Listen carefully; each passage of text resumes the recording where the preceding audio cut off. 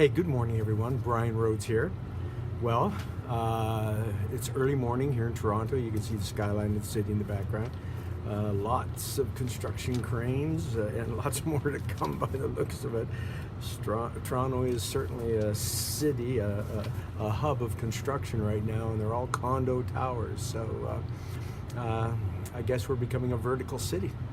Anyways, having said that, what I want to do is kind of get caught up on discussing the format that I use for writing a screenplay. And of course, you know that will be the format that's outlined in Save the Cat by Blake Snyder.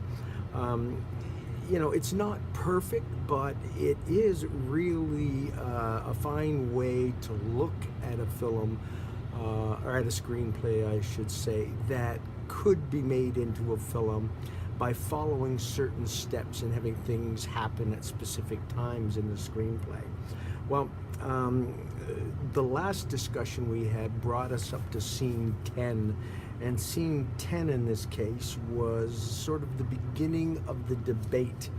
Now, we had covered the other individual points of attention earlier, but just to quickly recap, of course, you've got the opening image, then you've got the setup where you bring in all the characters.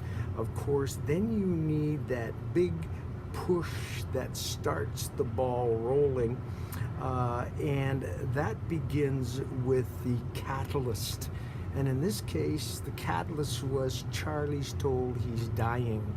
Now that brings on a whole new tone to the screenplay, because now you've got a hero who has something that he's going to either succumb to or overcome. So it becomes this battle, and it's the catalyst that takes us and drives us further on in the screenplay. Then, of course, when the catalyst is stated, we have the debate. And the debate is basically answering the question, you know, the hero's question, what am I going to do? Oh my God, am I just going to roll over and play dead? Am I going to fight this? Or the things I have to complete in my life? You know, a bucket list, whatever it may be. And that's what the debate is all about. And the debate takes the next 12 pages or so. So you have to go through the challenges that the hero character is facing and how he's going to ultimately address them.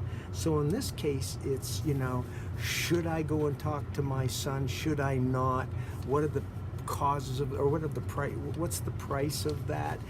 Who can I talk to that will help me make up my mind? Of course, in this case, he talks to a friend of his, Eugene, and he also talks to his agent, Harriet. Talks to his doctor as well, and so on. And he comes to the conclusion after scene 13, that he's heading out to Hamilton, which is about, let's say, 100 kilometers from Toronto. He knows where his son is, and he's going to face the music. He's going to, you know, look for some type of solace from his son, wants to make apology for the guilt that he's carrying, but he still doesn't have the courage yet to do it right. He's taking it a step at a time.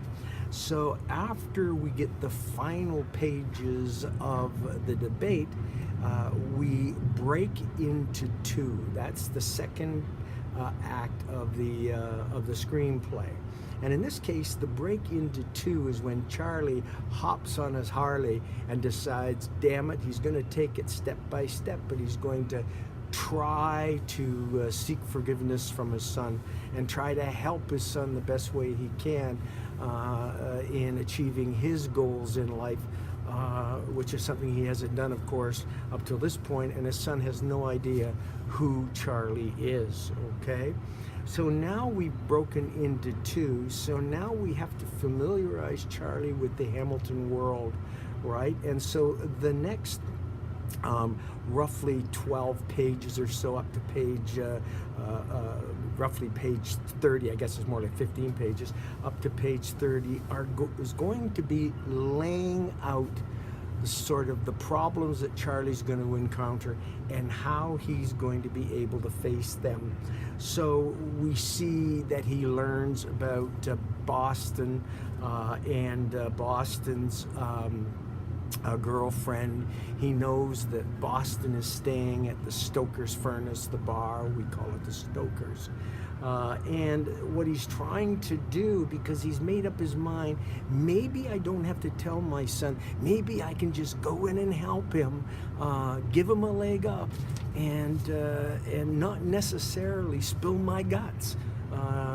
That way I don't have to face him on my guilt and my embarrassment.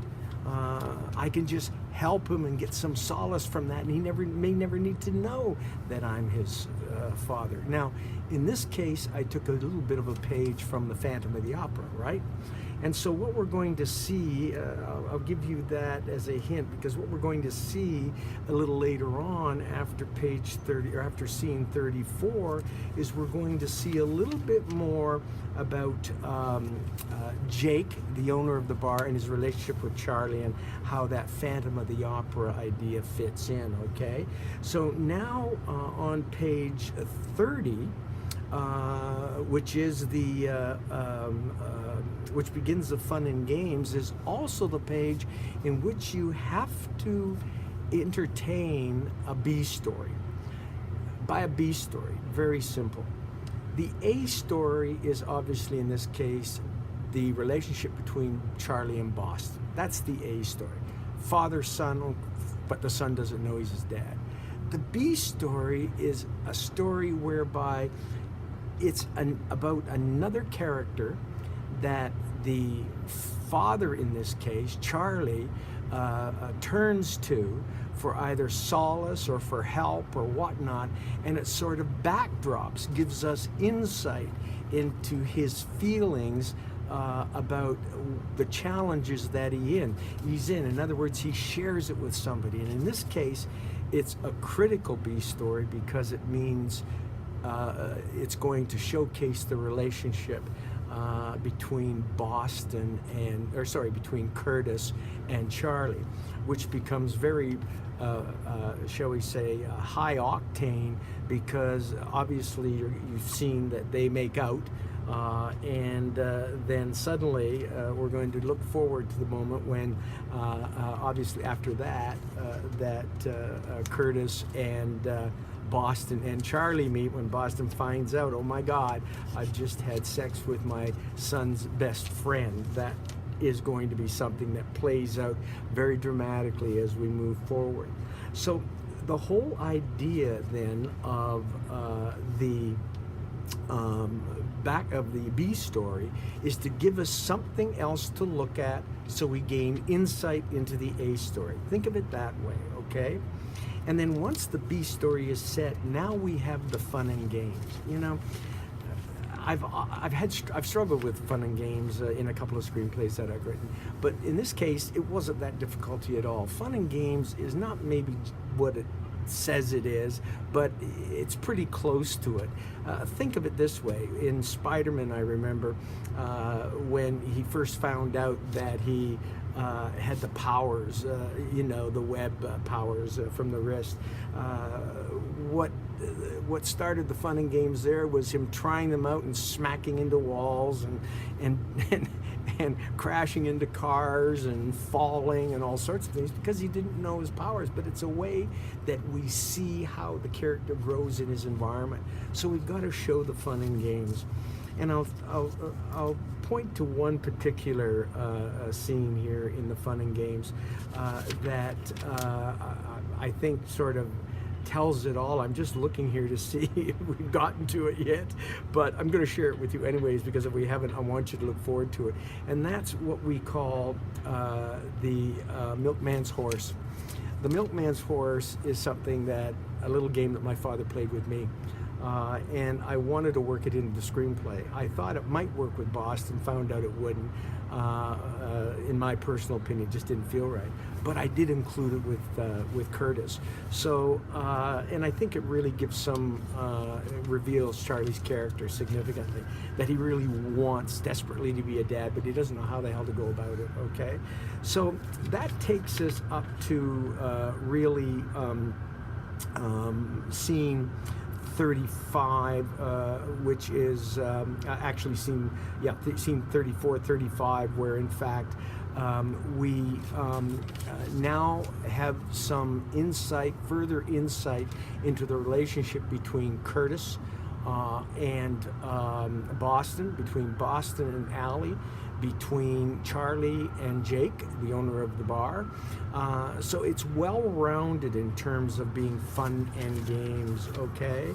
Now, we've got a few more scenes in the fun and games, which are going to be taking us to the midpoint of the screenplay, which should happen around page 55. In my screenplay, it's happening just exactly around there. So we're well on track. Now we've got, as I say, a few more scenes. It'll get us there. I'm going to let those or show you those later on today. So by the time you see this, you may have seen scenes beyond 35, but the actual midpoint begins with scene 43. So look for that, and you'll see a paradigm shift here. The midpoint is something where it really is going to change the tone of things, probably mix things up, create big problems for the hero, and so that's what we should be looking for in the midpoint, okay? So let me leave it there for today, all right? I've got a couple of other personal blogs I want to make before I'll do this again, so watch for those.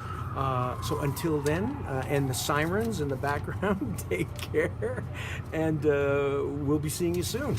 Bye-bye.